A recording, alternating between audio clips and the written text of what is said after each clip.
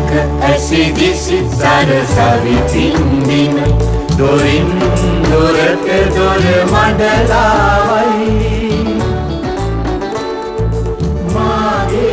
විජයග්‍රහණයට පසුවදනක්. ඒක තමයි අදුරමඩලාවේ මාතෘකාව. අපේ ගෞරවනීය ස්වාමින් වහන්සේ අපි ඉතාමත්ම හොඳින් මේ සාකච්ඡාව කෙරෙමින් තියෙන වෙලාවේ අපේ මහාචාර්යතුමා හරිම ලස්සනට විග්‍රහ කළා මේ මෙහෙම තත්වයක් රටක ඇති වෙන්නේ හා ඇති කරන්නේ කොහොමද කියලා. අපි කතා කරමින් හිටපු මේ අපේ හමුදා සේනාංක නින්දාවට අපහාසයට ලක් කළේ ජාතිවාදී කියලා. ඊට පස්සෙත් හසන්ත මහත්මයා ඇත්තටම යම් සිදුවීම් සිද්ධ වුණා. දර්ගා නගරයේ සිද්ධියක් වුණා. කවුද ගොඩ නැගුවේ? හමුදාව. පාස්කු ප්‍රහාරයක් සිද්ධ වුණා. කවුද ගොඩ නැගුවේ? හමුදාව. ඒ සියල්ල ආරක්ෂා කරන්නේ අදත් කවුද? හමුදාව. අපිට මතකයි කිසියම් ආපදාවක් ආවා, ජලගැල්මක් ආවා. ඒ වෙලාවේදී විග්නේශ්වරන් මහත්මයා කියා හිටියා උතුරෙන් හමුදාව අයින් කරන්න කියලා. ඒ වෙලාවේ ජලගැල්ම ආපු වෙලාවේ හමුදාව ගිහිල්ලා ඒ ජනතාව බේරගත්තා. අන්තිමට මොකද ජනතාව කිව්වේ? අපිට හමුදාව ගෙනත් දෙන්න කියලා. අපිට හමුදාව ඕනේ කියලා.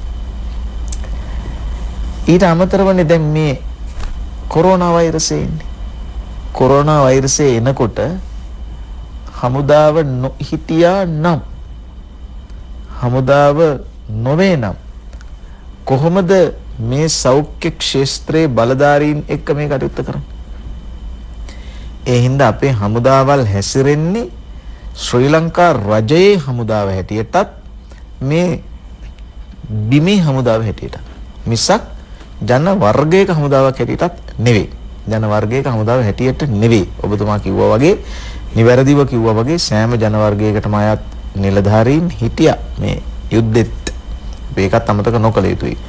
අපේ මහාචාර්යතුමා සඳහන් කරපු කාරණාව තව චූටි ටීකාවක් ඒකට එක්කව කරොත් හොඳයි කියලා හිතෙනවා. මොකද්ද? අපේ රටේ පසුබිමක් තිබුණා යුද්ධයක් ඇතිකරන්න පුළුවන් වෙන විදිහේ වාස්තවික තත්ත්වයක් තිබුණා. ඒ වාස්තවික තත්ත්වය තමයි ජාතිකත්වයන් විසිරී පැතිරී තියෙනවා. ජාතිකත්වයේ තීරු තියෙනවා. ඒක උඩ සිට පහළට තීරු ගණනාවක්, වමේ සිට දකුණට තීරු ගණනාවක්, ඊශාන දික අනිත් දෙසට තව තීරු ගණනාවක් වශයෙන් තීරු වශයෙන් බෙදී ඉන්න ජනතාවක් ඉන්නවා. විරසකයක් නැහැ. තීරු වශයෙන් බෙදී ඉන්නවා. ජාතිකත්ව වශයෙන් තීරු තියෙනවා. ආගමිකත්ව වශයෙන් තිරස් තීරු තියෙනවා. එහෙම ගත්තාම සිංහල, දෙමළ, මුස්ලිම් වර්ග වශයෙන් තීරු තියෙනවා. හැබැයි සිංහලයා මේ පැත්තට තවත් තීරු වශයෙන් බෙදෙනවා. සිංහල කිතුණු, සිංහල බෞද්ධ ආදි වශයෙන්. තව තීරු තියෙනවා. කුලක වශයෙන් බෙදෙනවා. ඊගාවට වෘත්තීන් වශයෙන් බෙදෙනවා. ලිංගිකත්ව වශයෙන් බෙදෙනවා. මේ විදිහට තියෙනවා. යම් කිසි කෙනෙකුට ගිනි අවුලවන්න පුළුවන් නම් ඕනේ නම් ගිනි තියන්න පුළුවන් ගිනි පෙට්ටියක් සහ පුළුන් ගොඩක් එතන තියෙනවා. ගිනි තියන්න නැතුව තියනවා නම් පුළුන් ගොඩ උඩ ගිනි පෙට්ටිය තියන්න පුළුවන්කමක් තියෙනවා. පුළුන් යට ගිනි පෙට්ටිය හංගලා තියන්න පුළුවන්කමකුත් තියෙනවා. ඕනේ නම් අවුලවන්න පුළුවන්කමකුත් තියෙනවා. ඒක නිසා මරා ගන්නා අරගලයක්, මරා ගන්නා කලබගෑනියක්, මරා ගන්නා සටනක් ඇතිකරන්න පුළුවන් වෙන විදිහේ විෂය මූල මනෝමූල තත්වයන් හඳුනා ගන්නවා ආක්‍රමණික ක්‍රූර උපක්‍රමශීලී. අපේ මහාචාර්යතුමා නිවැරදිව කිව්වා වගේ ඒ සඳහා වැටුප් ලබන ආයතන, වැටුප් ගෙවන ආයතන, වැටුප් ලබන පුද්ගලයන් ඉන්නවා. ඒක අරුම පුදුම විදිහට යුද්ධය අපි ජයග්‍රහණය කරනකොට යුරෝපීය රටක වාර්තාවක කියනවා ඒක ඔවුන්ගේ පරාජයක් කියලා. ඒතරම් මම මුලින්ම කිව්වා වගේ පළාත් සභා දීලා සෑහීමකටපත් නොවි, කලාප සභා යෝජනාවට සෑහීමකටපත් නොවි, තමන්ගේම කොටසක් පළාත් සභාවක් පිහිටවල ඉවර වෙලා මහමැති හැටියට වරදරාජා පෙරුමාල් දිවුරුන් දීලා තියෙන තත්වයක් තුලදීත් ඒ යෝජනාවත් පිළි නොගෙන යුද්ධ කරන්නේ ප්‍රභාකරන් ඇතුළු LTTE සංවිධානයේට යුද්ධය නවත්තන්න නියෝගයක් ආවේ නැහැ. ඒක නිසා එතකොට මේ විෂය මූල මනෝමූල තත්වයන් පාවිච්චි කරමින් නෙමෙයිද අදටත් ඔය කියාපු විදිහේ ආර්බුද ආරවුල් ව්‍යවස්ථා අර්බුද මේ වෙනකොට කතා කරමින් ඉන්නේ. අදටත් එදා තිබිච්ච ජයග්‍රහණය අව탁සේරු කරන්නේ එදා ස්වාමින් වහන්සේලාට ඔය මැකෝලි සාමිලා ඒ ඇතුළු කොට ඇති සාමිවරු ස්වාමින් වහන්සේලාට පන්සලට ගර්හා කරපු විදිහටම අදටත් අපහාස කරන්නේ ඒ අර කියාපු අවතන් වෙච්ච પરම්පරාවේ නෂ්ටාවශිෂ්ටයන්. ඒක හින්දා මේ විෂය මූල මනෝමූල තත්වයන් අර්බුදයක් හැටියට අර්බුදයක් ඇති කරලා ජාතීන් අතර විරසකයක් ඇති කරන්න පුළුවන් පසුතලය භෞමික වශයෙන් පිහිටලා තිබුණේ යාපනයේ උතුරේ. ඒ වගේම අර්බුදයක් ඇති කරනවා නම් පහසුවෙන් අර්බුදයක් ඇති කරන්න පුළුවන් තත්ත්වයේ තිබුණේ දෙමළ සහ සිංහල ජනවර්ග අතර. ඒකින්ද මේ රටක් ඇතුලේ ගින්නක් අවුලවන්න පුළුවන් හොඳම තැන උතුරය, ගින්න අවුලවනවා නම් අවුලවන්න පුළුවන් තැන් දෙක සිංහල සහ දෙමළය. ඒ සඳහා ගිනි පුපුර පැතිරවිය යුත්තේ ජන වර්ග අතර වර්ගාන්තර ගැටුමක් නිර්මාණය කිරීමෙන්ය කියන එක අධ්‍යයනය කරලා සූක්ෂමව අධ්‍යයනය කරලා ඊටාම නිසි කල් යල් බලලා තමයි මෙතෙන්ට දාන්නේ. එහෙම වෙන්නේ කොහොමද? සපුමල් කුමාරයාගේ කාලේ ඉඳලා හා ඊට පෙර ඉඳලා චෝඩගංගදේව රජුරෝ චෝඩගංගදේවල කීප දෙනෙක් ඉඳලා තිනවා. ඒ අය ආපු කාලේ ඉඳලා උතුර භෞමික වශයෙන් ඉන්දියාවට සමීපස්ථයි. එතන චෝල, කේරළ, පාණ්ඩව, පල්ලව ආදී සියලු ඉන්දියානු දකුණු ඉන්දියානු සමීපස්ථ භාවයේ ඔවුන් තුල තියෙනවා.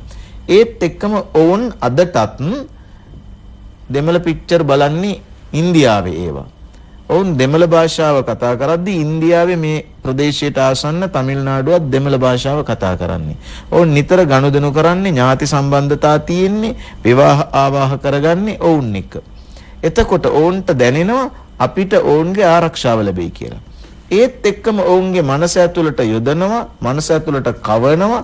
හිට්ලර් කරා වගේම මේ මහජාතියක් තියෙනවා සිංහලය කියලා ඔවුන් විසින් අපව නින්දාවට අපහාසයට ලක් කරනවා. ඔවුන් ගිනි තියනවා. ඔවුන් අපේ පුස්තකාලටත් ගිනි තිබ්බා. ඔවුන් අපිව පාගගෙන ඉන්නේ. ඒක නිසා ඔවුන්ට රේව සටන් කරන්න ඕන කියලා අර කියාපු වර්ගවාදය ඇති කරනවා.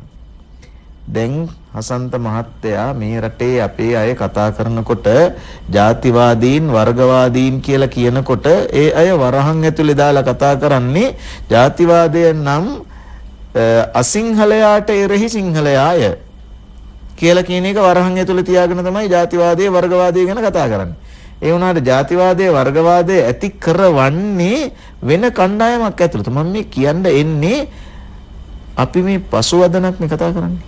මේ පසුවදන තවත් අවුරුදු කීපයක එන යුද්ධයකට පෙරවදනක් වෙන්නත් එපේ. ඒක හින්දා ගින්නක් ඇති කරනවා නම් ගිනි අවුලවන්න පුළුවන් තවත් පුළුන් සහ ගිනි පෙට්ටි තියෙන තැන් ඔය කියාපු අය දන්නවා.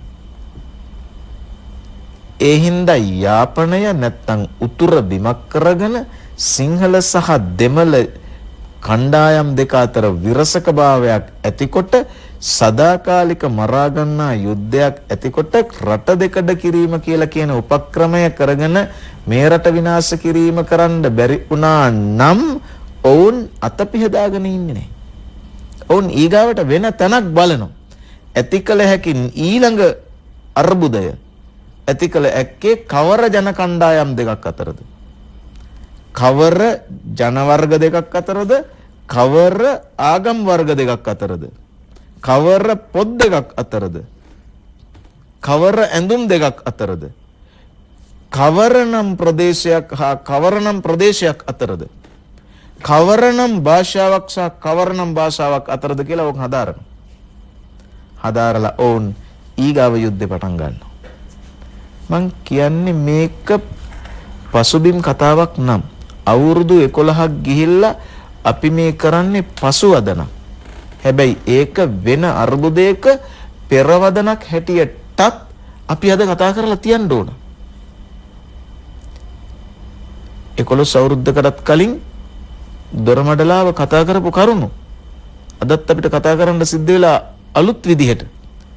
ඒක නිසා ත්‍රස්තවාදය නිර්මාණයක්, ත්‍රස්තවාදය නිෂ්පාදනයක්. ප්‍රභාකරන් ඇතුළු LTTE සංවිධානය කියන්නේ කුලීකාර හමුදාවක්. ඒ කුලීකාර හමුදාව ඉෂ්ට කළේ වෙන කොන්ත්‍රාත් එකක්. ඒ කොන්ත්‍රාත් එකට කොන්ත්‍රාත් දුන්නවුන් තාම ඉන්නවා, කොන්ත්‍රාත් ගත්තවුන් ඉවර වුණත් ඔවුන් අලුත් කොන්ත්‍රාත්කාරයන් හොයනවා. ඒ අලුත් කොන්ත්‍රාත්කාරයන් සොයමින් ඉන්න කාල වකවානුවක අපි මේ කතා කරන්නේ. ඒ කොන්ත්‍රාත්කාරයන් සොයමින් සහ ඔවුන්ව පරීක්ෂා කරමින් ඉන්න බව අපිට ඉඳහිට ඇහෙනවා, තේරෙනවා, පේනවා. ඒකට උඩගෙඩි දෙන දේශපාලන රැකවරණ දෙන අය ඕනතරම් මේ බිමේ ඉන්නවා. ඒක නිසා ඒ කොන්ත්‍රාත් දෙන මිනිස්සුන්ගේ කොන්ත්‍රාත්තුව නවත්තන්නේ නැහැ. අලුත් කොන්ත්‍රාත්කාරයෙක් මේ බිමින් හොයාගන්න තාම හැකියාවක් නැති වෙලා පමා වුණා නම් මිසක්.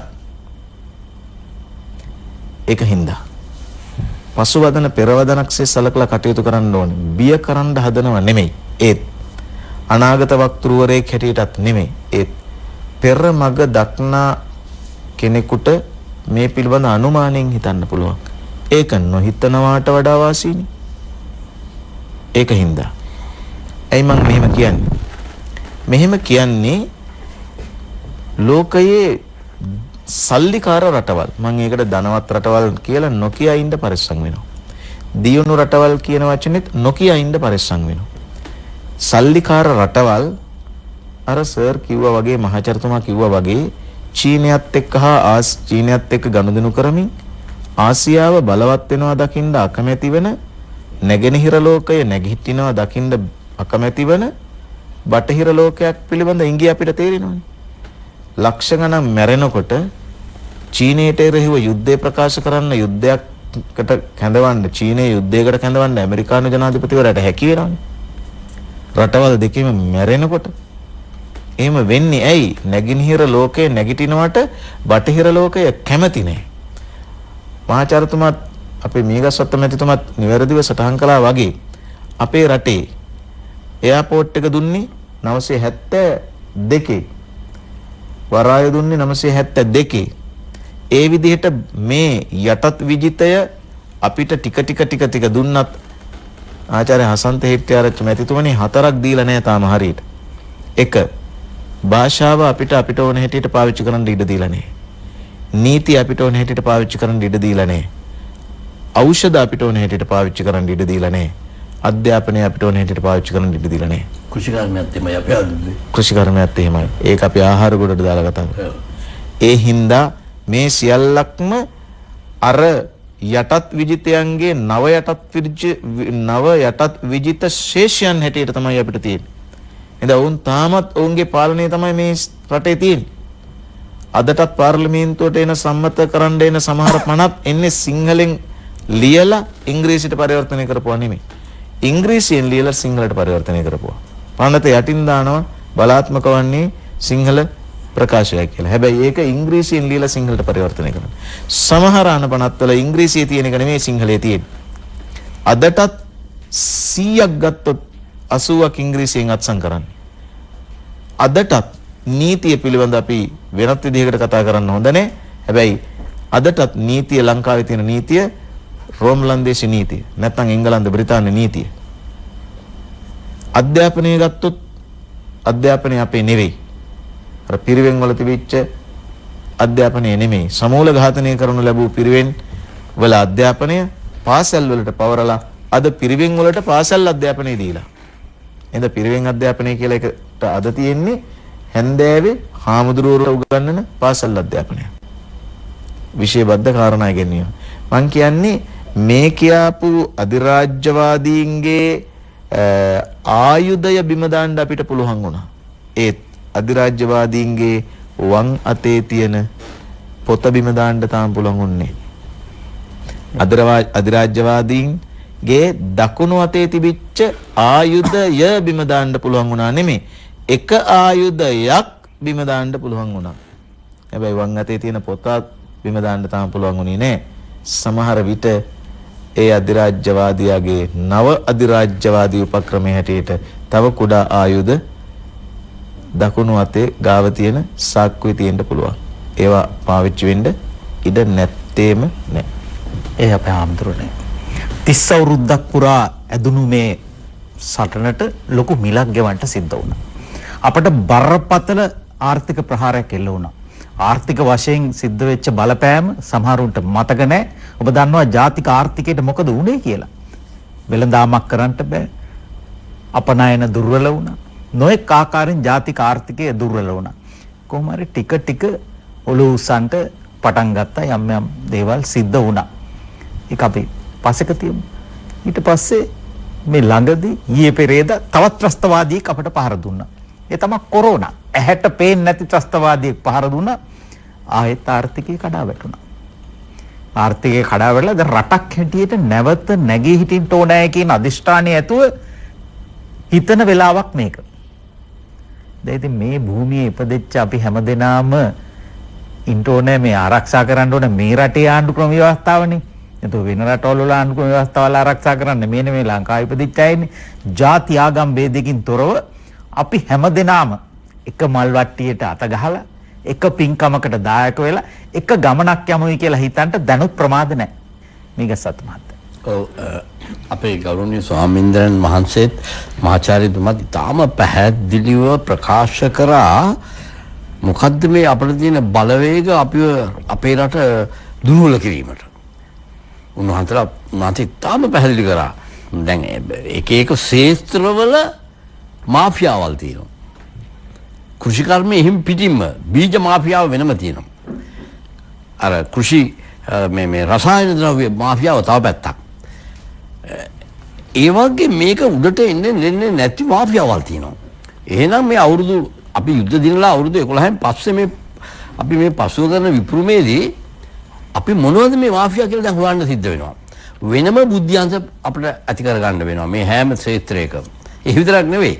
දැන් අපේ ස්වාමීන් වහන්සේ පැහැදිලිවම ගා අපේ අධ්‍යාපනයත් ඇත්ත වශයෙන්ම දුර්වල. 21 වෙනි සත වර්ෂයට උචිත එංගලන්තයෙන් ආපු අර බෙන්ජමින් බ්ලූම් 1956 දී පැහැදිලිව ඒක කොග්නිෂන් ඩොමේන් කියලා කියන්නේ මේ බුද්ධිය සමාත් එක්ක මේ ඒක අපේ මහාචාර්යතුමා ඉතා හොඳින් දන්නවා.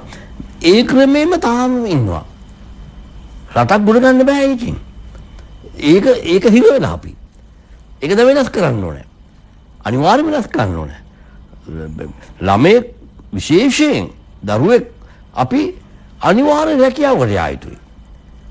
employable skills කියලා අපි කියන්න පුළුවන් ඒකට. ඒකෙදි ගොඩක් දේවල් තියෙනවා. ඒ කියන්නේ කළමනාකරන දැනුම, ආර්ථික දැනුම, higher order thinking, ඒ කියන්නේ අපි හිතන විදිය ඉතා ඉහළ මට්ටමින් හිතන්න පුළුවන් වෙන්න ඕන. මිනිසුන් සමග සම්බන්ධතාවය ඇති කරගන්නේ කොහොමද කියලා බලන්න ඕන. අනුන්ට උදව් කරන ඒ වගේ කුසලතා රාශියක්. සමාජීය කුසලතා සහ මේ emotional intelligence and social intelligence කියලා දෙකක් තියෙනවා. මේව අපි අලුතෙන් ඇතුළු කරන්න ඕනේ දරුවන්ගේ. ඒ කියන්නේ මේ එතකොට එහෙමනම් සමහර මාෆියා මේවට ඉඩ දෙන්නේ නැහැ. අපි හොයන්න වෙන කවුද මේ මාෆියාව කියලා. ඒ හොයන්නේ නැතුව අපිට ඉදිරියට යන්න බෑ. ඒකට තමයි අර කුලී හේවායෝයි විදේශ බලවල් මේ විදේශ රාජ්‍යයන් මේවට ඉතා සියුම් ලෙස කොයි මොහොතේ අපේ ස්වාමීන් වහන්සේ පැහැදිලි කරලා පුළුන් ටිකයි ගිනි පෙට්ටියයි. ඇත්ත. කොයි මොහොතේ පත්තු කරන්න පුළුවන්. නොයෙකුත් විදිහෙන් පත්තු කරන්න පුළුවන්. දැන් මේ කොරෝනා එක 2007 මාර්තු අප්‍රේල් මාසයේ මැගසින් එකක් තියෙනවා. ඒකේ නම Foreign Affairs මැගසින් එක. මම ළඟ තියෙනවා.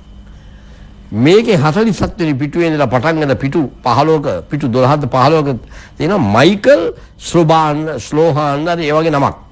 ඒ කවුද ඒ පුද්ගලයා? මහාචාර්යවරයෙක්.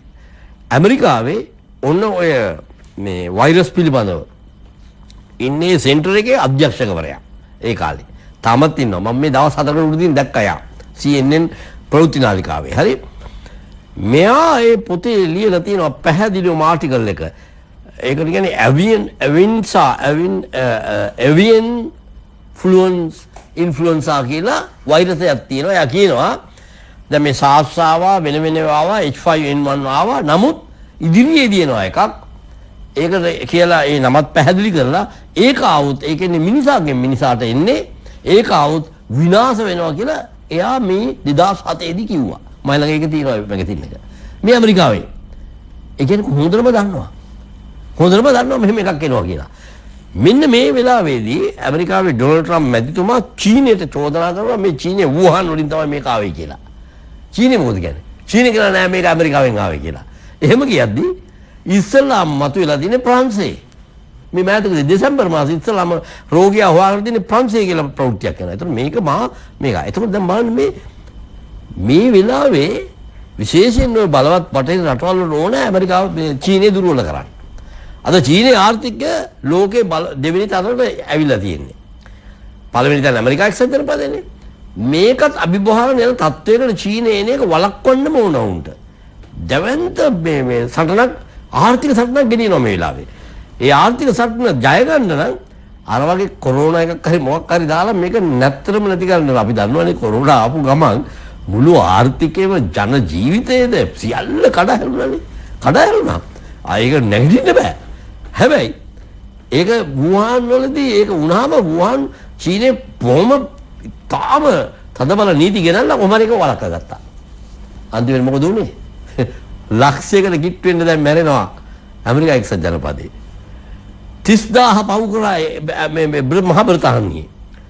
ප්‍රංශය, ජර්මනිය, ඉතාලිය ඔක්කොම ටික විනාශයි. හැබැයි අපේ 9 දෙනයි මැරිලා ඉන්නේ. හරි පුදුම වැඩක් නේ. මේ පුංචි රටේ. දැන් අපිට වඩා ජනගහනය අඩු නිව්සීලන්තය මිලියන 4.5යි ජනතාව ඉන්නේ නිව්සීලන්තේ අපිට වඩා වැඩියෙන් මැරිලා. හරි දියුණු කියන රට. සිංගප්පූරුවෙත් අපිට වඩා වැඩි. සිංගප්පූරේ ජනගහනය මිලියන 5.5යි. අපි මිලියන 20 ගාන. නමුත් අපි 9 දෙනයි මැරුණේ. දැන් මේක ගැන පොඩ්ඩක් බලන්න ඕනේ. මේක හැමෝම මතක තියාගන්න.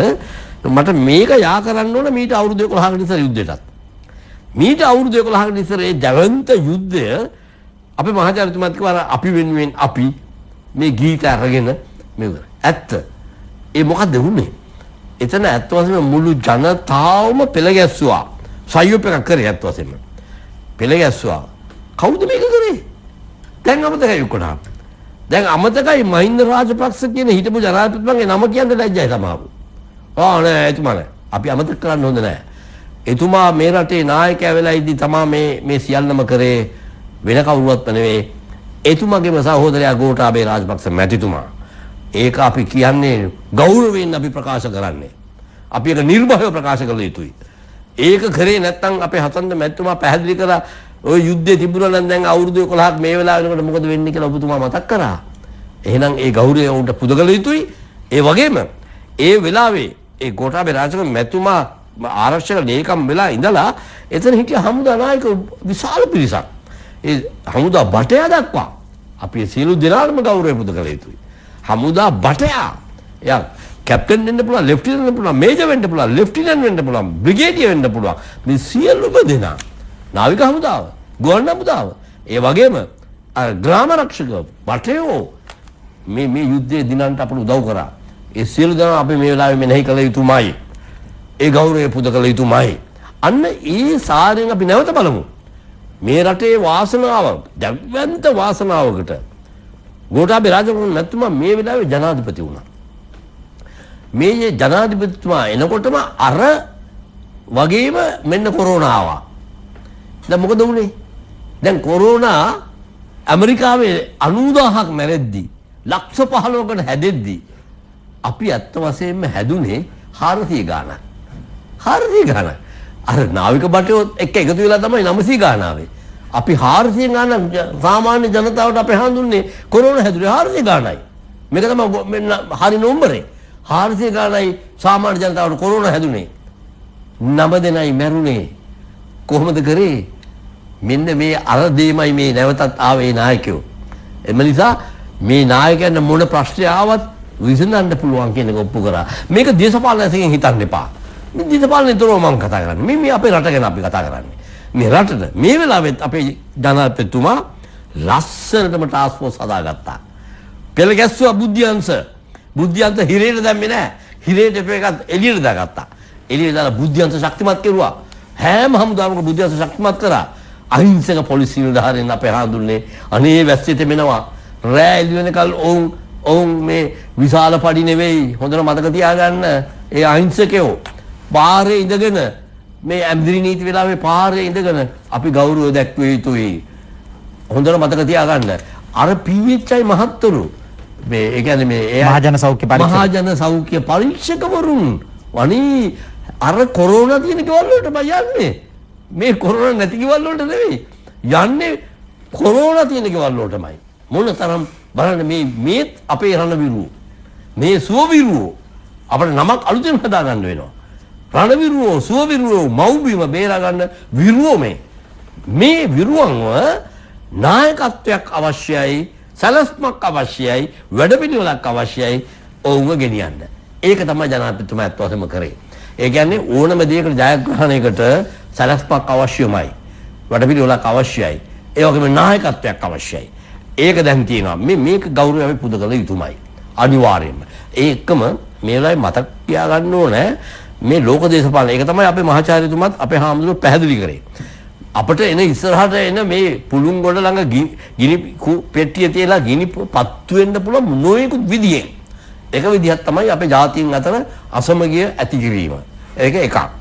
අනික තමයි අර ශේෂ්ත්‍රවල මාෆියාවන් වැඩ කරනවා. කෘෂිකර්ම මාෆියෝ වැඩ කරනවා. අධ්‍යාපනයේත් මාෆියෝ වැඩ කරනවා.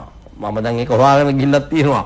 හරි ඒ වගේම හැම ක්ෂේත්‍රයකම මාෆියෝ මේක සොයාගෙන යතුයි දැන් අපි. මේ යුද්ධය අපි ඉදිරිය මේ රට දියුණු කරන්න නම් අපි කොච්චර අපි දරදුම් හැදුවත් ඒව බහදා කරන්න වෙනවා. එහෙමනම් මේ බහදා කරන්නේ කවුද? බහදා කරන්නේ කොතනින්ද කියන එක අපි විමර්ශනයෙන් සිටිය යුතුයි. අර යුද්ධය ජයගත්තා වගේම ඉදිරි අනාගතයේ ආර්ථිකයේ ජය ගැනීමට මේ රට ඉදිරියට ගෙන යන්න ලෝකයේ ඉස්සරහට තල්ලු වෙන්න නම් අපට අපේ ජනතාව ඉන්නවා, නායකත්වයක් තියෙනවා. එහෙමනම් මෙන්න මේ තියෙන බාධක අපි අනිවාර්යෙන් සොයාගත යුතුමයි ඉදිරි අනාගතයේදී. හොඳයි. කොරෝනා වසංගතයේ හමුවේ ජාතික මට්ටමින් නිරෝධායන වැඩසටහනක් ආරම්භ කරන්න සිද්ධ වුණා. දැන් නිරෝධායනය කරන්න සිද්ධ වෙන මහ ජනතාවනේ සිංහල අය විතරක් එන්න නිරෝධායනය කරන්න දෙමළ අය යන්න මුස්ලිම් අය එහෙම කළාද? නෑ. ගම් වතුරක් ඇති වුණාම නායාමක් ඇති වුණාම සිංහල අය විතරයි බේරගන්නේ අනික අය එහෙම කළාද? එදත් එහෙම තමයි. අපේ රටේ ආරක්ෂක අංශ ත්‍රිවිධ හමුදාවන් පොලිසිය සිවිල් ආරක්ෂක බලකාය මේ සියලු දෙනා හැමදාම වැඩ කරන්නේ එහෙම තමයි. මේ මිනිස්සු මේ භූමියේ ජීවත් වෙන මිනිස්යන්ගේ ජීවිත ආරක්ෂා කරන්න ඒ බේර ගන්න තමයි අපි ඉන්නේ කියලා. අදත් ඒ ජාතික මෙහෙයුමේ යෙදිලා ඉන්නවා. මේ වෙලාවෙත් යෙදිලා ඉන්නවා. ඒක මතක් කරන්න ඕනේ. එදා කළෙත් එහෙම වැඩක් තමයි. මේවට විවිධ ಜಾති වාදය, වර්ග වාදය මේවා තවරලා අමුණලා මේක විකෘති කරන්න හැදුවට ඒක තමයි ජාතික සේවය. මහාචාර්යතුමා කතා කරන්න කලින් මට අවසර දෙන්න පාලක මැදිරියන් පණිවිඩ කීපයක් සඳහන්.